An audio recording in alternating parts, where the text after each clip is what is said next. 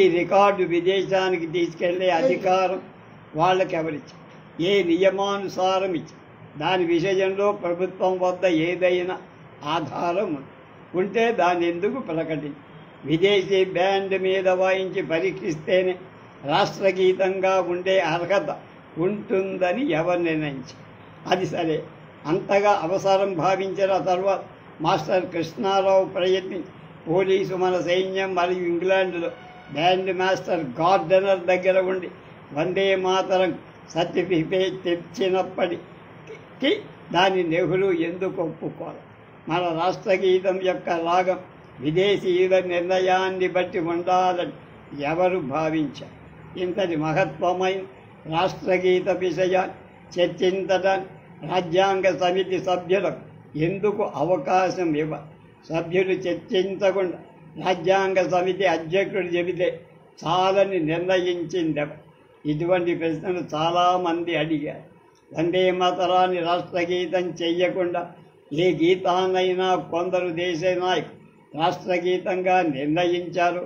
ఆ జనగణమనకున్న చరిత్ర 1911 డిసెంబర్ 27 కలకత్తా కాంగ్రెస్ సభలలో మొదటిసారిగా ఠాగూర్ తాను రచించిన జనగణమన పాట పాడారు. ఆ రోజు సమావేశం ఇంగ్లండు నూతన రాజుగా పట్టాభిషిక్తుడైన 5వ జార్జిని ఎలా సత్కరించాలని నిర్ణయించడానికి కేటాయించరు. మరుసటి రోజు అంటే డిసెంబర్ 8, 20 స్టేట్స్మన్ మరియు ఇంగ్లీష్ మన్ పత్రికలు ఈ కార్యక్రమాన్ని వర్ణిస్తూ చక్రవర్తిని గౌరవించడానికి రచించిన పాట ఠాగూర్ పాడారని వ్రాసి, ఏదైతే దేశ ప్రభుత్వం వందే మాతరం పాడటం దేశద్రోహమని భావించిందో అదే ప్రభుత్వం జనగణమన పాడించటానికి సహకరించి ప్రభుత్వం నడిపించే పాఠశాలలు, అలాగే బ్రిటిష్ రాజును గౌరవించే స్కౌట్ పథకులలో ఆ పాట పాడించేవి. భారతదేశాన్ని వదిలిపెడుతున్న ఆంగ్లేయులు భారతదేశానికి ఒక యుద్ధ విమానం కానుకగా ఇచ్చిన ఈ పాట పాడింది. ఆంగ్లేయులు అనుకూలంగా ఉండేవాడు ఈ పాటను ఎక్కువగా ఉపయోగి. ఈ చరిత్ర చూస్తే వందే మాతరం పాటతో సమానమవడానికి కావలసిన అర్హత జనగణమనకు ఏమాత్రం లేదు. అది భారతీయ దేశభక్తుల హృదయాలకు హత్తుకోదు. ఇంత దేశభక్తితో కూడిన చరిత్ర ఉన్న వందే మాతరానికి బదులు దేశభక్తి చరిత్రేదే జనగణమన రాష్ట్రగీతం కావడం చాలామంది దేశభక్తులకు బాధ కలిగింది. కానీ ఒకసారి రాజ్యాంగ సమితి నిర్ణయించింది కదా అనే భయం, కానీ ఆ భయం అనవసరం. రాజ్యాంగం అనేది ప్రజల కోసం ఉండాలి. ప్రజలు రాజ్యాంగం కోసం ఉండరు. ప్రజా సంక్షేమం దృష్ట్యా రాజ్యాంగం మారుతూ అప్పటికి ఇప్పటికి మన రాజ్యాంగాన్ని 80 సార్లు మార్చారు. మంది ప్రజాస్వామ్య దేశం.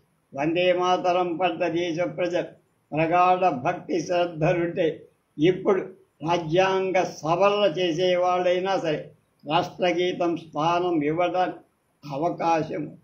కావున ప్రజలు ఈ నిర్ణయం చేసేందుకు వందే మాతరం చరిత్ర తెలుసుకునే అవసరం ఉంది. ఆ చరిత్ర చదివి చెప్పడమే ఈ పుస్తక ప్రచురణలో మా ఉద్దేశం.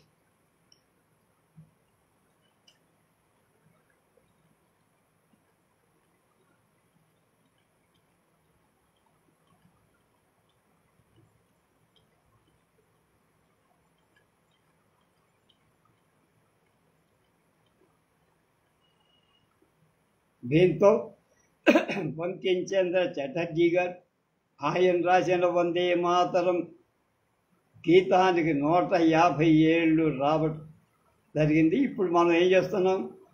జాతీయ గీతం, జాతీయ జెండా ఎగరేసినప్పుడు ముందు వందే మాతరం పాటు తర్వాత జనగణమన పాడుతున్నాం పూర్తి అవ్వటానికి. అది అలా ఏదో ఒక అడ్జస్ట్మెంట్. కనుక ఈ 150 ఏళ్ల చరిత్ర గల వందే మాతర గీతం మీద ఈ విధంగా నేను ఈ పరిచయ కార్యక్రమాన్ని చేసినందుకు నా జీవితం కూడా ధన్యమైందని నేను భావిస్తాను. దాదాపు 2 గంటల పైన ఈ కార్యక్రమం సింగిల్ ఎపిసోడ్లో మనం తీసుకొచ్చాం. ధన్యవాదాలు.